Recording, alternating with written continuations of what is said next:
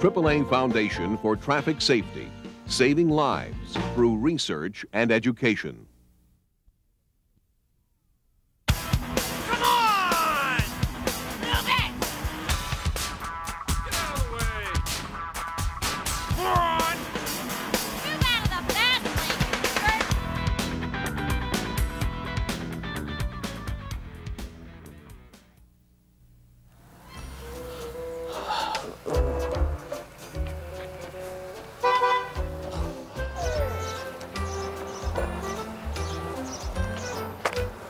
Meet Bill.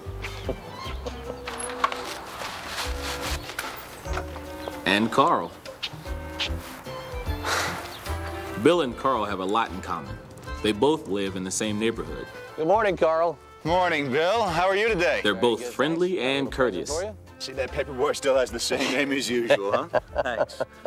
Hey, nice tie. Thanks. You too. And have the same taste in ties. All right, have a good day. Take care. You too. Oh, we're the same tie. That's hilarious.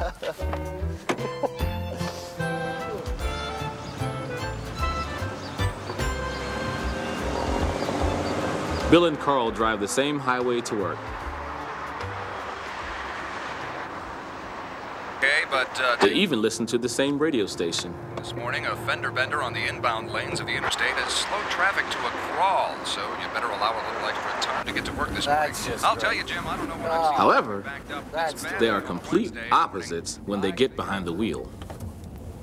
Have to sit this one out, folks. Oh, well. If you don't have to be at the office. Better make the best of it.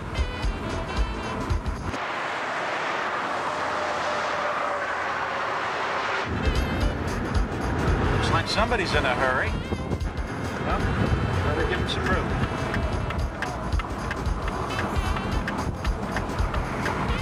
Get off of my tail, buddy. Where are you supposed to go anyway? Come on! Buddy, you are going way too slow for me. Look, you're leaving too much space. Hey, you need to get in? Be my guest. Hey, you're welcome.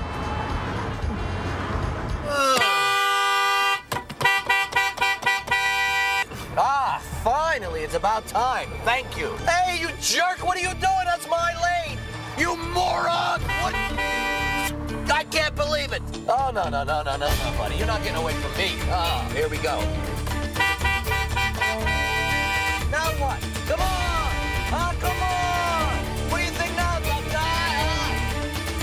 Whoa, no, listen.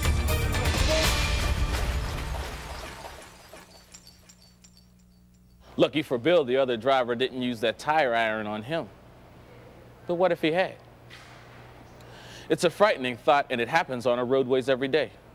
More and more, drivers are violently acting out anger for, well, minor reasons, like being cut off or tailgated, a driver not going fast enough or not using his turn signal. People who are otherwise calm and courteous individuals off the road, like here in the workplace, for some reason become angry and aggressive behind the wheel, kind of like Dr. Jekyll transforming into Mr. Hyde.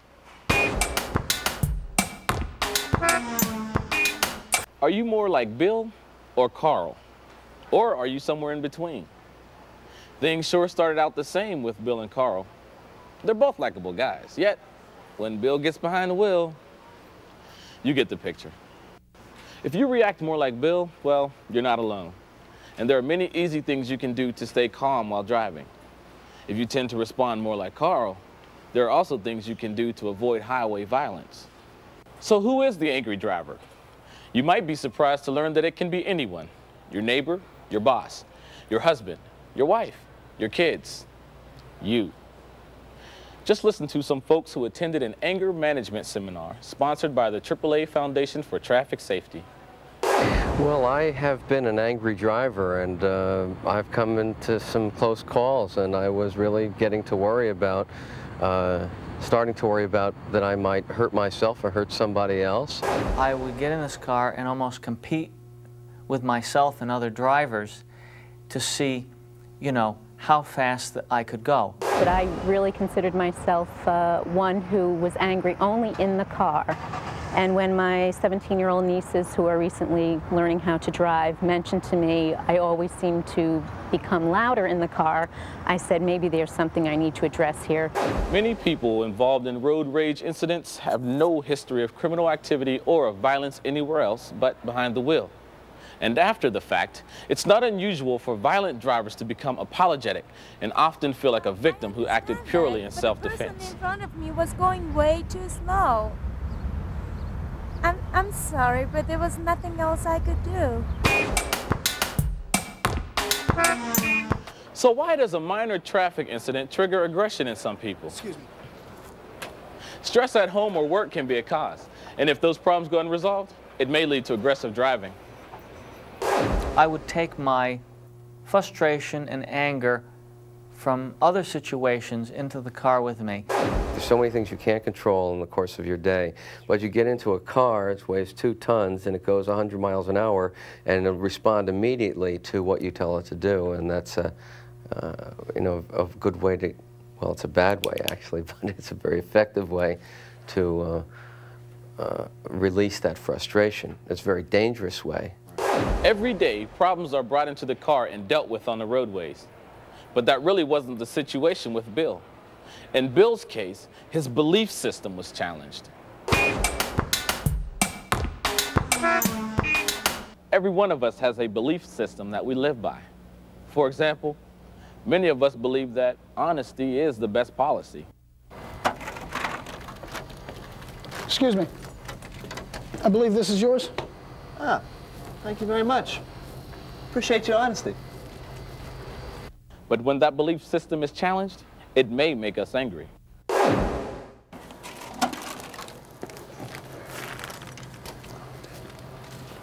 Excuse me, I think I left change in the machine. No, you didn't. Wait a minute. What are you calling me, a liar? Just as we have a belief system that we live by, we also have a belief system that we drive by. The driving beliefs that you take special pride in are the ones that make you most angry. Come on! And that may be hazardous to you and others on the road. Use your turn signal! For example, if you believe you need to get to your destination within a certain amount of time, you may find yourself speeding and getting angry at anyone that slows you down. The speed limit meant nothing to me. I would drive as fast as I needed to. If you believe that winning is everything, you may compete with other drivers and become angry when another vehicle attempts to drive faster than you, or if another car gets through the toll booth before you. I did get a ticket for doing 85 on the Merritt Parkway, and I was in fact racing another guy who was going just as fast. If your belief system doesn't allow you to let other drivers have their way, you may get angry when another driver doesn't change lanes fast enough or merges without using his turn signal. Even though I was enjoying driving, something would trip me and make me then get frustrated. The slow driver in the left lane who won't move over fast enough or at all. Someone cutting me off. My attitude has been, people are in my way, I'm in a hurry, and what I've got to do is very important, and why are they here? Why don't they get off the road? Can't they drive at other hours? Can't they drive on Saturday? You may have the belief that you must play the role of traffic cop, that you have a responsibility to make other drivers aware of their faults and punish them for not following the rules.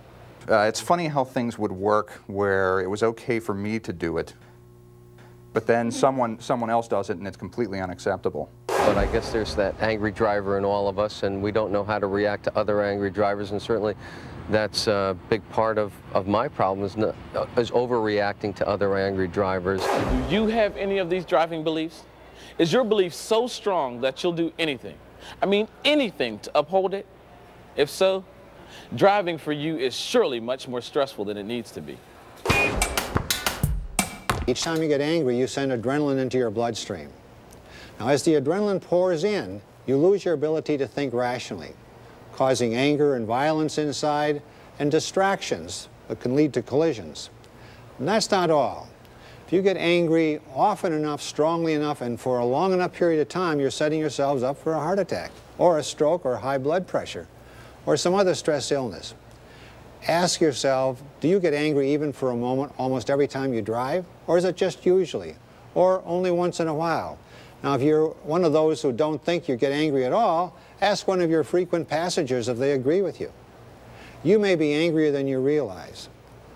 The good news for you is that you can learn a new way of driving and use your car to drive yourself healthy.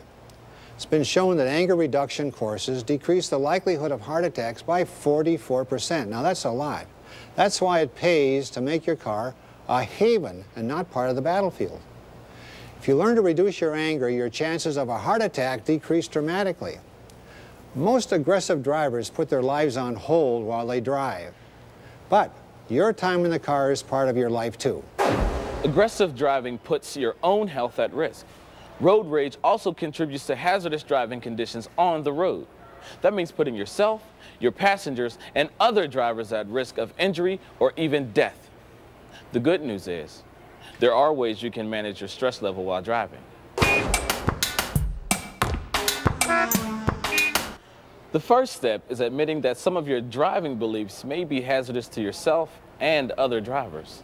Most people are in denial about their aggressive behavior. Certainly I was, until I finally came to the point somewhere along the lines where I recognized that I did have a problem. I have a 13-month-old son.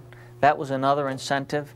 You know, I'd like to be around someday, so my son has his father around. Always wondered why the family never wanted to ride with me on a long trip somewhere. Once you decide to alter your driving beliefs, you're ready to take action. Here are some things you can do. First, get rid of your old beliefs and replace them with new ones. If your old belief is to make good time by driving as fast as you can, making each fuel fill-up a pit stop, replace make good time with make time good, allowing more time to relax and enjoy driving. I looked at driving as something I really enjoyed, and some of the aggressiveness I actually enjoyed behind the wheel. So I thought, well, driving slow to me would just be a total bore. That's not what the car, you know, I'm not experiencing anything near the limits of the car. But instead what I found is that it's the old, instead of making good time, make time good, where I find that I really enjoy driving even more now and enjoy the trip. Try using 3x5 cards to write old beliefs and reactions on one side and new beliefs and reactions on the other side. Take time to memorize the cards and review them every morning for several weeks. I have to keep the cards on my dashboard, or actually in my visor, all the time. Keep in mind, if you don't replace old beliefs with new ones, you will probably revert to your old habits on the road the moment you're confronted with something that would normally trip your trigger. Let's face it, even with new driving beliefs, driving can be stressful. But there are many simple things you can do to make each driving experience a better one. Allow more time than you think you'll need to get where you're going.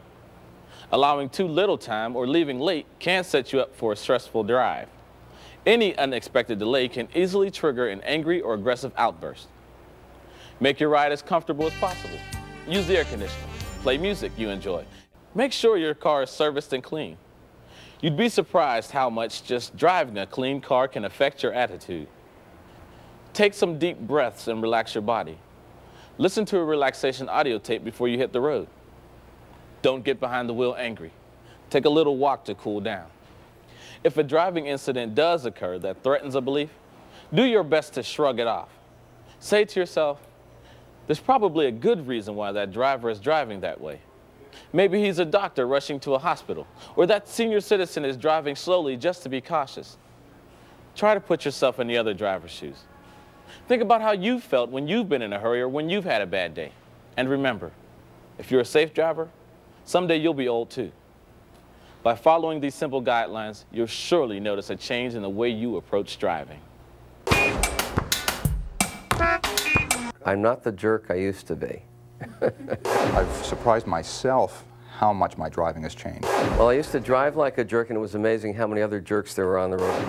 And since I stopped driving like a jerk, it's amazing how many fewer jerks there are on the road. It's helped me a lot. I've taken on an entirely different, outlook on driving. I'm just so much more tolerant and patient, and it's really spilled into all the other areas of my life.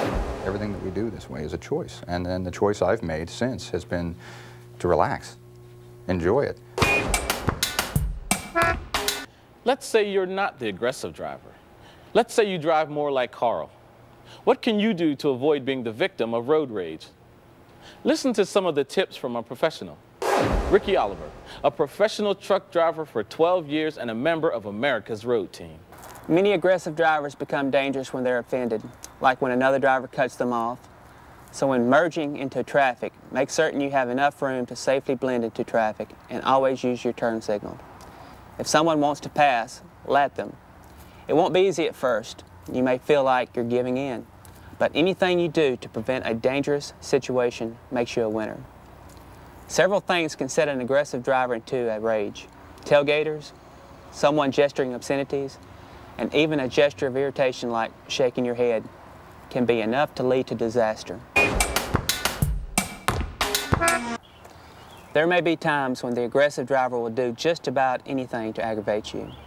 The last thing you want to do is retaliate. An angry driver can't start a confrontation unless you join in. Steer clear of an angry driver, and you'll steer clear of danger. Give him lots of room and avoid direct eye contact. If you think the situation is getting out of hand, get help. If you have a cellular phone, call the police or drive to a nearby hospital or police station. As long as you're still being confronted by an aggressive driver, don't go home and don't get out of your car. Remember, sometimes it just takes an attitude adjustment. Often the most important actions you can take in these situations are inside your head. I couldn't believe it. I mean, it looks all right now, but I don't know. I can't believe I even let myself get into that mess. I don't know what I was thinking. The windshield was smashed so badly I couldn't even drive the car. Actually, I'm lucky the guy didn't kill me. I mean, you should have seen the look in his eye, you know? It really got me thinking. Been there. You? Sure. I used to do the same things, too. I was in a contest with every car on the road. I'd race them. I wouldn't let others in. I fought back when they did anything I didn't like. You're kidding. My wife wouldn't even ride in the car with me anymore. Man, that is bad. Wait, so that's why you changed the subject when I asked if you wanted to carpool with me? I drive the same highway as you, remember? Just because I don't let things bother me doesn't mean that I don't see them. You mean you've seen me drive? Do you remember the time he tried to stop the tractor-trailer from merging in front of you at exit 6, and he nearly ran you over anyway? You saw that? I was 2 cars back. Or how about the time you were tailgating and honking at a guy in the far right lane who had absolutely no place to go? I believe he was driving a gold Ford. A gold? No, you don't mean to tell me that. Oh, Carl, I'm sorry. I had no idea that that was you. I mean, and not that that makes any difference, I know, but I feel like such an idiot. No, really, it was terrible of me. Doesn't bother me now. I'm sorry, Carl. Let's make our highways a safer and less stressful place. You can do your part by taking to heart the information